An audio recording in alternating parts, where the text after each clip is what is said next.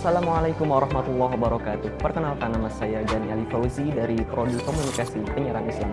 Pada kesempatan kali ini, saya akan menyampaikan materi bab 2 mata kuliah Eksplorasi Jurnalisme dengan judul Etika Jurnalistik.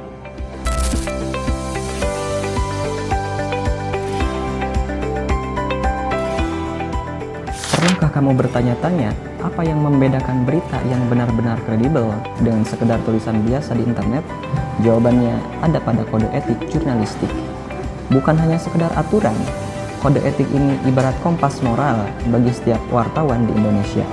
Memastikan bahwa setiap informasi dipublikasikan bukan hanya untuk menarik, tapi juga dapat dipercaya.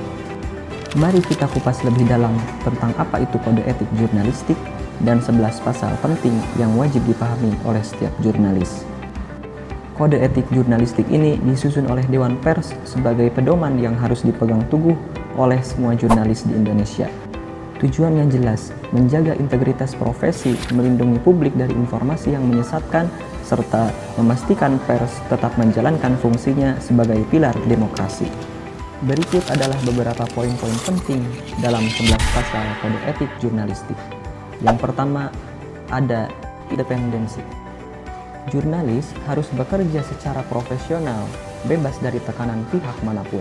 Artinya, berita tidak boleh terpengaruhi kontingen politik ataupun bisnis. Yang kedua, ada fakta dan akurasi. Berita harus berdasarkan fakta, bukan opini pribadi. Setiap informasi wajib diverifikasi kebenarannya sebelum disiarkan. Yang ketiga, ada berimbang. Jurnalis tidak boleh memihak. Semua pihak yang terkait sebuah isu harus diberi ruang untuk bicara agar berita tetap adil. Yang keempat, menghormati privasi. Informasi pribadi yang tidak relevan dengan kepentingan publik tidak boleh dipublikasikan. Yang kelima, tidak membuat berita bohong ataupun fitnah, seperti hoax, ujaran kebencian, dan tuduhan tanpa dasar yang relevan. Jelas itu melanggar kode etik. Yang keenam, tidak plagiarisme. Setiap karya jurnalistik itu harus orisinal. Mengutip boleh, tapi tetap harus menyebutkan sumbernya. Yang ketujuh, menghormati narasumber. Jurnalis dilarang menyuap atau dipengaruhi hadiah dari narasumber demi berita tertentu. Nomor 8, melindungi identitas korban. Untuk kasus tertentu, terutama anak-anak atau korban kekerasan, identitas mereka harus disamarkan demi keselamatan. Yang kesembilan, tidak menyalahgunakan profesi jurnalis. Tidak boleh menggunakan pekerjaan untuk kepentingan pribadi, apalagi sampai merugikan orang lain. Yang kesepuluh, menghargai hak jawab jika ada pihak yang merasa dirugikan.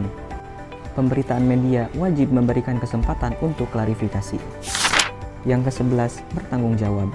Setiap berita yang dipublikasikan bukan hanya tanggung jawab penulis, tapi juga lembaga media. Jadi, kode etik jurnalistik bukan sekedar aturan di atas kertas, tapi fondasi kepercayaan publik pada media. Di tengah banyaknya informasi dan hoax, peran kode etik semakin penting agar kita dapat membedakan mana berita yang kredibel, mana berita yang menyesatkan. Karena pada akhirnya, jurnalis yang sejati adalah tentang kebenaran, keadilan, dan tanggung jawab. Nah, menurut kamu, apakah kode etik jurnalistik saat ini sudah cukup ditegakkan di Indonesia? Atau justru masih banyak pelanggaran yang terjadi? Tulis pendapatmu di kolom komentar. See you next time.